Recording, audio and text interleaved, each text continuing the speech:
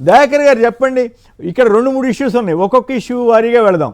ఒకటి, అసలు పవన్ కళ్యాణ్ గారు చెప్పిన దాంట్లో మీకు అర్థమైంది ఏమిటి, ఆయన ఏ ఉద్దేశంతో వచ్చారు?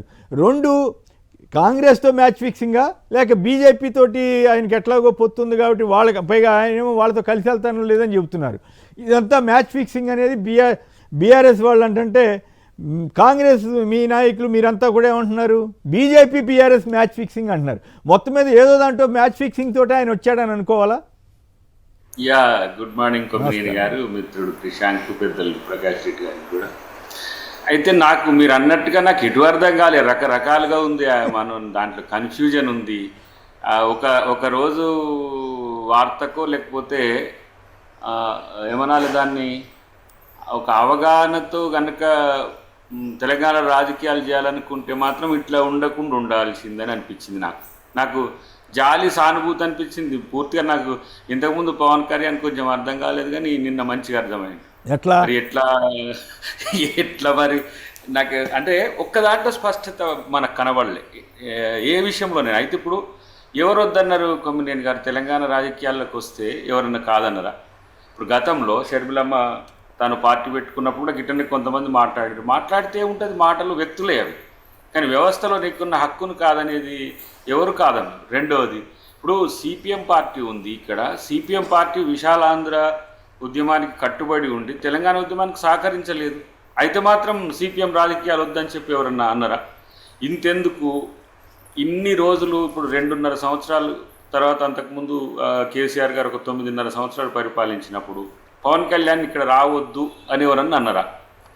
ఏ పార్టీ అయినా అంటది. ఇప్పుడు కొంతమంది వ్యక్తిగతంగా చేసే వాటికి మనం చెప్పలేము, కానీ ఇక్కడ నాకున్న అంచనా ఏంటంటే, దేనికోసం మనోడు ఇంత ప్రయాసపడ్డాడు, ఇంత కష్టపడ్డాడు, చివరికి వచ్చి ఏం సాధించిండు అంటే ఒకరోజు వార్త అయిండు, ఏమంటారు కదా తెలంగాణలో రాత్గాయ బాత్గాయ అన్నట్టు.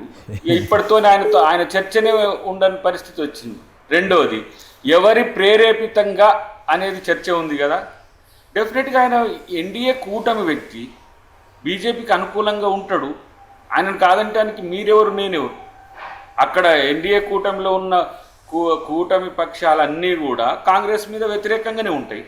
కాదని అంటానికి మేమేమి సిద్ధంగా. కాకపోతే నిన్న జరిగిన సంఘటనలో ఇప్పుడు మీరే ఉన్నారు, మోడరేటర్గా ఉన్నారు, ప్రకాష్ రెడ్డి గారు, నేను లేకపోతే క్రిషాంక్ గారు, నేను ఇష్టం వచ్చినట్టు ఒకరి మీద ఒకరు కామెంట్ చేసుకుంటుంటాం. మీరు మోడరేటర్గా ఏం చేస్తారు? ఇది పద్ధతి కాదని నివారిస్తారు, లేకపోతే దాన్ని కట్టన్న చేస్తారు. ఇప్పుడు ప్రభుత్వంగా ఒకవైపు ఏమో నాగేశ్వర్ గారు, తర్వాత మన పాషం యాదగిరి గారు, పృథ్వీ గారు, వీళ్ళంతా ఒక టీము పవన్ కళ్యాణ్ సీరియస్గా వ్యతిరేకిస్తుంది. పవన్ కళ్యాణ్ బ్యాచ్లో మన వాళ్ళు ఎవరు, ఆ సంపత్ నాయక్, మన శంకర్ గౌడ్, వీళ్ళంతా ఏమంటున్నారు, వాళ్ళు వీళ్ళ సంగతి చూస్తూ అంటారు, వీళ్ళు వాళ్ళ సంగతి చూస్తూ అంటారు. మరి పంచాయతీలు పెట్టుకుంటానికి మనం మీటింగ్కి పర్మిషన్ ఇస్తే అది ప్రభుత్వమా, లేకపోతే ఏదో కుస్తీ పోటీలు పట్టిస్తానికి చూసే వ్యవస్థనా? సరే, కాంగ్రెస్ ప్రభుత్వం అంటే కుట్రపూరితంగా ఇవ్వలేదని మనోడు కామెంట్ చేయొచ్చు కాక, మరి హైకోర్టు ఎందుకు నిరాకరించింది? ఎన్ని సభలకు ప్రభుత్వాలు అవకాశాలు ఇవ్వకపోతే కోర్టు ద్వారా, హైకోర్టు కాకపోతే సుప్రీంకోర్టుకు కూడా వెళ్ళి మనం పర్మిషన్స్ తెచ్చుకున్న రోజులు ఉన్నాయి కదా. అలాంటి పరిస్థితి నుంచి అటు పోయిండు, మళ్ళీ నేను తెలంగాణకు అనుకూలంగా అన్నాడు, తెలంగాణ వ్యతిరేక మాటలు వెనకటికి మాట్లాడిన ఇప్పుడు ట్రోల్ అవుతున్న పరిస్థితి వచ్చింది. అవును, కాదండి, ఆయన ఈ 11 రోజులు నిరాహార దీక్ష చేశానంటారు, అప్పట్లో ఆయన అనౌన్స్ చేశారా? మరి నాకైతే తెలియదు, గుర్తులేదు. మీ దృష్టికి ఏమైనా వచ్చిందా? తెలంగాణ ఏర్పాటుకు వ్యతిరేకంగా 11 రోజులు నిరాహార దీక్ష చేశానని చెప్తున్నారు. నిజంగా చేశారా లేదా? చేసుంటే అప్పుడే చెప్పు ఉండాలి కదా. 11 రోజులు ఉపవాసం ఉన్నాడట. తెలంగాణ వచ్చినందుకు బాధపడుకుంటూ, ఎట్లా వచ్చింది తెలంగాణను ఎందుకు ఇచ్చిందని బాధపడ్డాడట. బాధపడని ఆయన హక్కు అది. మనమెవరం సార్ అంటానికి? తెలంగాణను చాలామంది వ్యతిరేకించిండ్రు. తెలంగాణను కావాలని కోరుకున్న ఆంధ్ర మిత్రులు కూడా నేను చూసిన కదా, వాళ్ళతో కలిసి మీటింగ్లు హైదరాబాద్లో పెట్టినాం కదా. అక్కడ కూడా అనుకూలంగా మీటింగ్లు పెట్టిన వాళ్ళు ఉన్నారు, వ్యతిరేకంగా పెట్టిన వాళ్ళు ఉన్నారు. చివరికి రాష్ట్రం విడిపోయిన తర్వాత వచ్చి ఒక ఉప ముఖ్యమంత్రి కదా మనోడు, ఏమి సాధారణ వ్యక్తి కూడా కాదు కదా. ఇప్పుడు ఒక రాజకీయ పక్షంగా మాట్లాడితే, ఒక ప్రజాసంఘంగా మాట్లాడితేనేమో ఆ సంఘం యొక్క వర్షన్, బట్ గవర్నమెంట్ వర్షన్ అవుతుంది కదా. డిప్యూటీ సీఎంగా ఇక్కడికి వచ్చి మాట్లాడుతున్నప్పుడు మరి ఎట్లా ఈ తరహా రాజకీయాలను చంద్రబాబు నాయుడు గారు మరి ఎట్లా ప్రోత్సహిస్తుండో, లేకపోతే ఎట్లా కామ్గుంటుండో, లేకపోతే తెలంగాణ కొచ్చి ఏదైనా మాట్లాడుకోవచ్చు అని నాకుంది హక్కు అంటానికి కొట్లాడినట్టుగా కనపడ్డది. కానీ మొత్తానికైతే రాజకీయ పరిణతిగా నాకైతే అనిపించలేదు. కాకపోతే మేము ప్రభుత్వంగా మా వర్షన్ చెప్పాలి కదా. ఇప్పుడు మీరు పర్మిషన్ ఇవ్వలేదు, పర్మిషన్ ఇవ్వము అని కూడా చెప్పినాం. ఎందుకంటే వీడికొచ్చి ప్రాంతం మధ్యన విద్వేషాలు రెచ్చగొట్టే ప్రయత్నం ఎవరు చేసినా మేము వాళ్ళ పట్ల ఇదే విధానం ఉంటాము.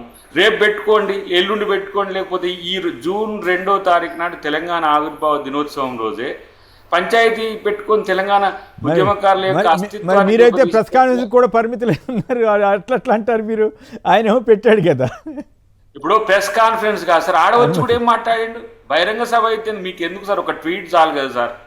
ఒక ట్వీట్ కూడా ఈ రోజుల్లో మీకు ఎంతో పెద్ద పని చేస్తున్నది. ఆ మాటలు వద్దు అని నేను ప్రెస్ మీట్ కూడా పెట్టొద్దు అన్నది నేనే. ఎందుకంటే నువ్వు మాట్లాడితే మళ్ళీ ఈ రోజు నాయన మళ్ళీ ఏదో గందరగోళం అవుతుంది, నువ్వు తెలంగాణకు వ్యతిరేకంగా వస్తావు. ఎందుకని చాలా ప్రభుత్వ తరఫున విప్పుగా నేను అభ్యర్థించే స్థాయిలోనే ప్రెస్ మీట్ పెట్టినా. మనోడిగా నా మీద కూడా అటాక్ కౌంటర్ చేసింది సార్, అది వేరు విషయం. కానీ నేను ఏమంటున్నా, ఆంధ్ర తెలంగాణ విడిపోయినా సరే ప్రజలు చాలా సఖ్యతతో ఉన్నారు. ఇది వాస్తవం. ఎవరికి అవునన్నా కాదన్నా ప్రజల మధ్యన వైరుధ్యాలు లేవు. తర్వాత నాయకుల మధ్యన వైరుధ్యాలు, ప్రాంతాల మధ్యన వైరుధ్యాలు కావు. రాజకీయాల కోసం ప్రాంతాలను అస్తిత్వాన్ని లేకపోతే ఇంకో దాన్ని ముందు పెట్టి నేను రాజకీయ లబ్ధి పొందుతా అంటే అది మంచిది కాదు. ఇప్పుడు ప్రాంతీయవాదం ఉగ్రవాదం కంటే, లేకపోతే వేర్పాటువాదం ఉగ్రవాదం కంటే డేంజర్ అని అన్నాడు. మరి తను చేస్తున్నది అట్లా కనపడుతున్నది కదా. ఇప్పుడు ఆయన పార్టీ జాతీయ పార్టీ మరి రాష్ట్ర పార్టీ నాకు తెలియదు, నేను రిజిస్ట్రేషన్ ఏముందో ఉంటుంది కదా. ప్రాంతీయ పార్టీ కదా. మరి ప్రాంతీయ పార్టీ ఎందుకు జనసేన భారతదేశం అని కూడా పెట్టుకోవచ్చు ఆయన. ఇప్పుడు ఆ పరిస్థితి కాకుండా ఇప్పుడు ఇక్కడ సెంటిమెంట్ అనేది అయితే ఉన్నమాట వాస్తవం కదా. తెలంగాణ ఉద్యమకారులు, తెలంగాణ ఉద్యమ పార్టీలు ఎవరైనా సరే ఈ విధంగా మనం వ్యవహరించొద్దనే క్రమంలో ఒక పరిణతి ఉంటే ఒక రాష్ట్ర ఉప ముఖ్యమంత్రిగా లేదంటే ఆ ప్రాంతం యొక్క నాయకుడిగా గౌరవాన్ని, ఆంధ్ర గౌరవాన్ని పెంచాల్సిన అవసరం ఉండే మిత్రుడు. కానీ అది ఎందుకో కోల్పోయింది అనేది నా యొక్క అభిప్రాయం. అయితే చంద్రబాబు ఇంకొక మాట చెప్పండి, చంద్రబాబు గారికి తెలిసే వచ్చి ఉంటారా? ఆ రాష్ట్ర అంటే ఆఫ్కోర్స్ వేరే పార్టీ కావచ్చు, కానీ అక్కడ కూటమిలో ఉన్నారు, ముఖ్యమంత్రి ఉన్నారు, ఆయనకి తెలిసే జరిగి ఉంటుందా? ఆయనే పంపించారనేది నమస్తే తెలంగాణలో వ్యాఖ్య. ఆయన యొక్క గురు శిష్యులిద్దరు కలిసి, అట్లాగే ఇక్కడ రేవంత్ వీళ్ళందరూ కలిసి ఇదంతా డ్రామా నడుపుతున్నారనేది బీఆర్ఎస్ యొక్క అనుమానం. ఇప్పుడు మోదీ గారు వచ్చి వాళ్ళిద్దరింట్లే గంటలు గంటలు కూర్చొని పోయినప్పుడు ఏం పేని పోతాడో తెలియదు సార్. కాంగ్రెస్ పార్టీ ఆ మాత్రం ఊహించదా సార్?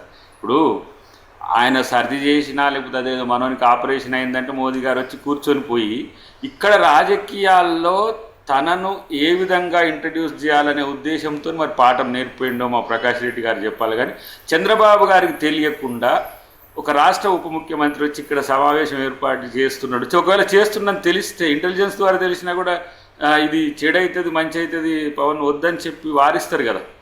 సో ఆయన కూడా కామ్గా ఉన్నాడు, మౌనం అర్ధాంగీకారమే కదా, కాదనడానికి అవకాశం లేదు. నేనేమంటే బై అండ్ లార్జ్ ఎవరో తనను రాజకీయం చేయొద్దని, తెలంగాణకు రావద్దని, అసలు ఎట్లొస్తావు నీకు ఇక్కడ ఛాలెంజ్ ఏదో రాజకీయ పక్షమో ప్రభుత్వమో అన్నట్టుగా మనోడే క్రియేట్ చేసుకొని ఈ స్థితిని తేవడం అనేది మాత్రం ఒక రకంగా ఊర్లలో పంచాయతీ లేకున్నా సరే గోక్కొని మళ్ళీ నేను రారా నేను చూసుకుంటా అన్నట్టుగా కనబడ్డది. కాబట్టి అది మంచిది కాదనేది నా అభిప్రాయం. రైట్. పవన్ గారు హైదరాబాద్ నుంచి. పవన్ గారు నమస్కారం, మాట్లాడండి. Thank you sir. నమస్కారం అండి అందరు అక్కడ పెద్దలకు. నమస్కారం. ఒక రెండు పాయింట్స్ సార్ తొందరగా చెప్పేస్తాను. ఒకటి, మన భారతదేశం ప్రజాస్వామ్య దేశంలో ఎవరైనా ఎక్కడైనా సభ పెట్టుకోవచ్చు, ఎవరు మనకు అభ్యంతరం లేదు. కానీ ఒక ప్రాంతాన్ని కించపరిచి ఒక రాష్ట్రాన్ని ఏర్పడితే దాన్ని వ్యతిరేకించిన వ్యక్తి మళ్ళీ నేను అంటే ఇక్కడ ప్రజలు ఎవరు ఊరుకోరు సార్ అట్లా మాట్లాడితే. రెండోది ఇంకొకటి, ఈ మోడీ సార్ వచ్చి ఇక్కడ సభ పెట్టినాక తెలంగాణ మా నెక్స్ట్ టార్గెట్ అని చెప్పాడు ఆయన. కాబట్టి ఇదంతా తెలంగాణ ఇప్పుడు ప్లాన్ బి స్టార్ట్ అయిందని మేము ప్రజలు అనుకుంటున్నాం. ఎందుకంటే మహారాష్ట్రలో కూడా ఇట్లనే చేసింది కదా వాళ్ళు, మహారాష్ట్ర మీద అంతా చేసారు కదా. ఈ పవన్ ను వాడుకుంటున్నట్టున్నారు అనిపిస్తుంది. ప్యాకేజ్ స్టార్ అంటారు కదా అందరు పబ్లిక్. ఇప్పుడు ఈయన హాఫ్ నాలెడ్జ్ వచ్చేసి తెలంగాణ కించపరిస్తే ఎట్లా సార్? తప్పు కదా. ప్రజలు మా మనోభావాలు దెబ్బతింటాయి కదా, అట్లా అనొద్దు కదా. Okay, right. సూరిబాబు గారు కొత్తపేట నుంచి. సూరిబాబు గారు నమస్కారం, మాట్లాడండి. నమస్తే సార్. నమస్తే, మాట్లాడండి దయచేసి. మన పవన్ కళ్యాణ్ గారు మాట్లాడేది ఎలా ఉందంటే అండి, తన మిత్రపక్ష నాయకుడు చంద్రబాబు నాయుడు గారి తీరులోనే ఆయన మాట్లాడుతున్నాడని అనుకోవాలి. కారణం ఏంటంటే ఆయన మాట్లాడిన దానికి పనిచేసే దానికి డిఫరెంట్ గా ఎప్పుడు కూడా మనం నిజ జీవితంలో చూస్తూ ఉంటాం. అదేవిధంగా ఈయన కూడా మాట్లాడేదానికి చేసేదానికి సంబంధం లేదనేది మీ అభిప్రాయం. రైట్. ప్రకాష్ రెడ్డి గారు చెప్పండి, ఏమిటి ఇదంతా కావాలని చేస్తున్నారా లేకపోతే ఇదంతా స్ట్రాటజీనా? కొందరేమో రేవంత్ రెడ్డి గారితో మ్యాచ్ ఫిక్సింగ్ ఉందని అంటారు, కొందరేమో బీజేపీతో అంటారు. బీజేపీ అంటే సరే మీ మిత్రపక్షమే అనుకోండి. సో ఓవరాల్గా అసలు పవన్ కళ్యాణ్ గారు ఏం చెప్పదలిచారు? ఆంధ్రలో దిక్కు లేదంటారు, ఇక్కడికి వచ్చి ఏం చేయగలుగుతారు, ఇక్కడ నేనేమవుతానంటారు, మళ్ళీ పోటీ చేస్తానంటారు. అసలు మీకేమైనా అర్థమైందా పవన్ కళ్యాణ్ గారు ఏం చెప్పదలిచారు? నవనిర్మాణ సంకల్ప సభ, తెలంగాణ అభివృద్ధి, వీటి గురించి ఎక్కడ మాట్లాడినట్లేరు.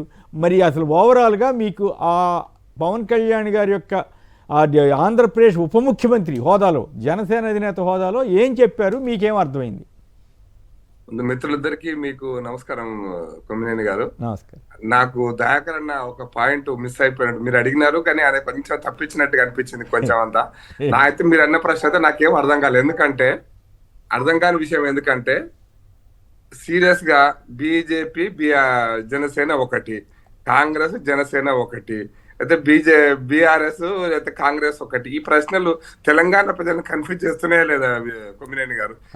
ఎవరు ఒకటి, ఎవరికి రెండు, ఎవరికి మూడు, ఎవరికి ఇప్పటిదాకా అయితే నాకైతే అర్థం కావట్లేదు ఎవరెవరు మాట్లాడుతున్నారు అనేది. నేను ఎందుకు చెప్తున్నా అంటే పవన్ కళ్యాణ్ గారు ఏం మాట్లాడారనే తర్వాత విషయం అయితే నేను నాకు అర్థమైన విషయం ఒకటి ఏంటంటే పవన్ కళ్యాణ్ గారికి ప్రెస్ కాన్ఫరెన్స్ పెట్టిన కంటే మన బహిరంగ సభ పెట్టిన కంటే ఎక్కువ ప్రెస్ కాన్ఫరెన్స్ అంటే ఆయన ఇంకొక చర్య చేసిన దానికంటే ఎక్కువ, ఇంకా ప్రోగ్రామ్ చేసిన దానికంటే ఎక్కువ ఆయనకు ఒక 4 బహిరంగ సభల యొక్క రావాల్సిన పబ్లిసిటీ మాత్రం వచ్చేసింది చాలా స్పష్టంగా. ఎందుకంటే సరిపోయింది కదా, మనం డిబేట్ పెట్టుకుంటాం, రాత్రి ప్రెస్ కాన్ఫరెన్స్ అన్ని ఛానల్ లైవ్ చూపించినాయి. బహిరంగ సభ ఉంటే చూపించకపోతుండేమో నా డౌట్. ఏదో ఒక 5 నిమిషాలు 10 నిమిషాలు చూపించి వదిలిపెట్టేస్తుండే. ప్రెస్ కాన్ఫరెన్స్ లో ప్రశ్నలతో సహా చూపించారంటే ఆయనకు కావాల్సిన పబ్లిసిటీ మాత్రం కాంగ్రెస్ పార్టీ ఇచ్చింది. ఆయన బహిరంగ సభను రద్దు చేసి, ఆయన కార్యక్రమాన్ని రద్దు చేసి అంతకంటే 4 రెట్ల లాభాన్ని పవన్ కళ్యాణ్ గారికి చేకూర్చింది కార్యక్రమం. అంటే మీరు చెప్పేది, మీరు అన్యాపదేశంగా కాంగ్రెస్ పార్టీ ఏదో మ్యాచ్ ఫిక్సింగ్ చేసుకుందన్న అభిప్రాయం కలుగుతుంది. నేను మ్యాచ్ ఫిక్సింగ్ అంటలేదు. నేను అనే పాయింట్ ఏంటంటే బహిరంగ సభ ఇచ్చింటే 2000 మంది, వారు చెప్తే కూడా అదే 2000 మంది తోటి ఒక కార్యక్రమం పెట్టుకుంటుండే ప్రజాస్వామ్యంలో ఏదో ఒక హాల్ మీటింగ్ టైపు 2000 మందికి మనం సెక్యూరిటీ ఇవ్వలేకపోతుంటాం అనేది నా ప్రశ్న. తెలంగాణ ప్రభుత్వం, తెలంగాణ పోలీస్ వ్యవస్థ భారతదేశంలోనే ఒక ముఖ్యమైనటువంటి అంటే ఒక అద్భుతంగా పనిచేసే పోలీస్ వ్యవస్థ 2000 మంది కార్యక్రమానికి ఇండియా కూటమిని వదిలి మాకాయ వస్తున్నట్టేనా మరి? అట్లా నీ లెక్క వస్తుందని నేను అనలేదు. మీరు ఇచ్చిన అవకాశం అప్పుడప్పుడు మాకు కూడా ఇస్తుంటారు మీరు అవకాశం. ఎందుకంటే రేవంత్ రెడ్డి గారు అప్పుడప్పుడు మాకు కూడా అవకాశం ఇస్తాడు, బీఆర్ఎస్ కూడా అవకాశం ఇస్తాడు, అది వేరే విషయం. కానీ నేనేమంటున్నా అంటే అంత ప్రచారం వచ్చిందని చెప్తున్నా. బట్ విషయం ఏంటంటే బహిరంగ సభ పెట్టుకోవడమో లేదా 2000 మంది సభ పెట్టుకోవడానికి అవకాశం ఇస్తే దాన్ని సెక్యూరిటీ అక్కడ ఒక రక్షణ ఇవ్వడం అనేది పెద్ద కష్టమైన పని కాకుండే. కానీ అది ఇవ్వకపోవడం వల్ల జరిగినటువంటి చర్చ, అది ఇవ్వకపోవడం వల్ల జరుగుతున్న చర్చ అనేక రాజకీయ అంశాలకు దారితీసింది అనేది నా అభిప్రాయం కొమ్మినేని గారు. ఇప్పుడు మీకు తెలంగాణ మద్దతుదారుల, తెలంగాణ వ్యతిరేకుల, తెలంగాణ అంటే ఇట్లా తెలంగాణ ప్రాంతీయవాదం అది. నేనేమంటే ఎంఐఎం పార్టీ తెలంగాణలో వ్యతిరేకించింది. ఇంతకు దయాకర్ గారు చెప్పిన ఒక పాయింట్ కూడా ఉంది. సిపిఎం పార్టీ కూడా తెలంగాణ చివరి వరకు వాళ్ళు మేము సమైక్యవాదమే అన్నారు, వాళ్ళు ఎక్కడ తెలంగాణ వాదం అనలేదు. అయినా కూడా మరి సిపిఎం పార్టీ ఇక్కడ ఉంది కదా, వాళ్ళు పోటీ చేస్తున్నారు కదా. ఎంఐఎం పార్టీ ఇక్కడ ఉంది కదా, ఆ పార్టీ తోటి ప్రత్యేక తెలంగాణ కావాలనుకున్న పార్టీలు అంటకాగుతున్నాయి, తెలంగాణ వద్దనుకున్న పార్టీలు అంటకాగుతున్నాయి కదా.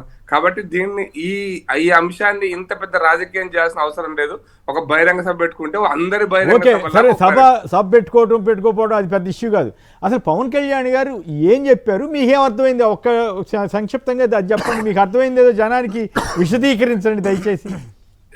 నేను ఆయన గత ఏమంటారు సార్, ఒక 10-15 రోజుల నుంచి ఒక చర్చ జరుగుతుంది కదా, ఒక మీడియాలో ఒక జర్నలిస్టు, ఒక అనలిస్టు ఇట్లా అన్నాడు, అట్లా అన్నాడు, ఈ చెవులు ఇట్లా చెప్పాడు, అమిత్ షా ఇట్లా చెప్పారు, ఇది ఇక్కడ చర్చ జరుగుతుంది, అక్కడ చర్చ జరుగుతుంది కదా. మొత్తానికి ఈ చర్చను డైవర్ట్ చేయడానికి పనికొచ్చింది. ఇలా చర్చను మరింత ఇంకో రకంగా ఇంకో మార్గంలో తీసుకుపోవడానికి పనికొచ్చింది వారికి. ఆ కోణంలో వారి కార్యక్రమం పెట్టాలనుకున్నారేమో రాజకీయ ఎత్తుగడలో భాగంగా.